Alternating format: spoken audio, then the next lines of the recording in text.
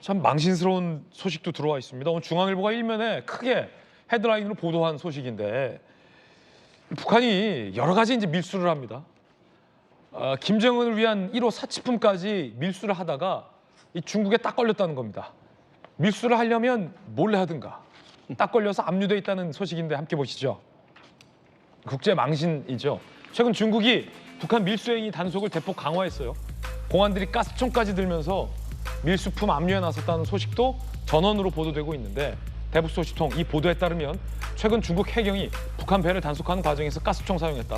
북한이 밀수에 사용한 북한 쾌수총까지 몰수했다. 압류한 물품들이요. 각종 사치품, 마약, 중고 기관차. 기관차를 왜 밀수해요? 수백억 원 규모를 압류했다. 라는 소식통의 전원이 중앙일보 일면을 통해 보도되고 있습니다.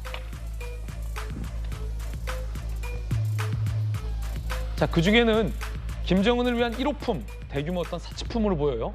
밀수도 적발됐다. 유럽에서 공사한 김정은 전용 물품들. 자, 북한이 중국에게 사정을 했다는 겁니다. 딴 건 몰라도 최고 지도자가 사용할 물품이 있습니다. 그것만 좀 돌려주시면 안 됩니까? 최고 지도자, 동지가 사용할 물품입니다. 중국이 단호박, 반환을 거부하고 있다는 전언도 나왔습니다.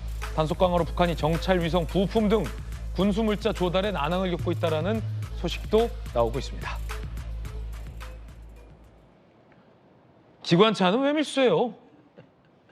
기관차를 밀수하는 그 큰 걸 어떻게 티나게 밀수를 해요? 이게 참. 제가 예전에 배짱도 좋아요. 그 묘양산에 있는 국제친선 전랑을 네. 가봤는데요. 거기 가면 김일성, 김정일이 받았던 선물 중에 기관차도 있어요. 기관차도 있어요. 그런 정도로 아주 특이한 모습을 보여주는데 그 역도산이 보낸 벤츠도 거기 예, 있나요? 맞습니다. 자동차도 많이 있고요. 네.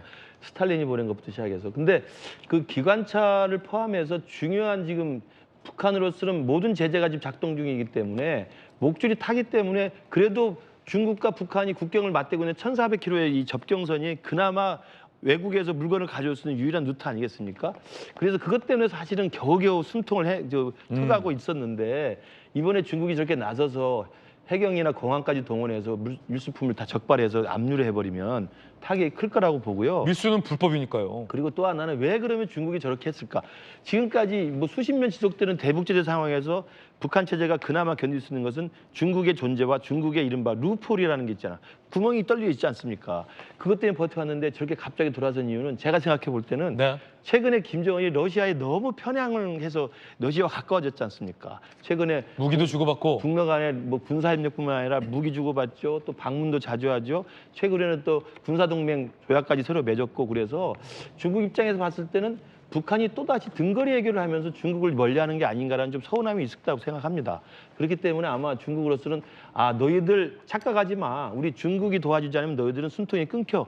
라고 하는 메시지를 주기 위해서 가장 효과적인 방법이 제재의 그동안의 구멍이었던 이 루프홀을 막아버리면 되는 거거든요.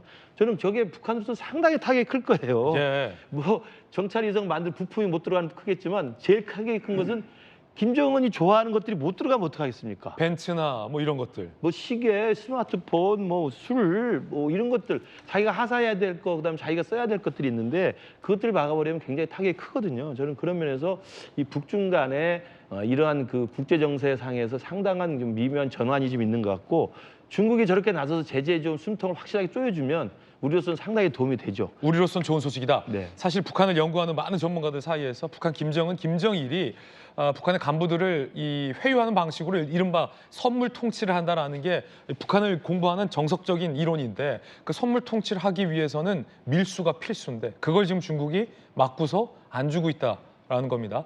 그렇기 때문에 이 북한이 중국에게 1호 동지가 쓸 겁니다 라고 귓속말로 얘기해봤자 중국이 압류하고 돌려주지 않고 있다는 게 김정은에게는 의외의 타격이 될 수 있다는 건데 김영주 의원님 네. 사실 중국 입장에선 나는 중국도 중국 전문가시니까 좀 다시 좀 생각해봤으면 좋겠어요. 네. 왜냐하면 중국이 G2라면서요.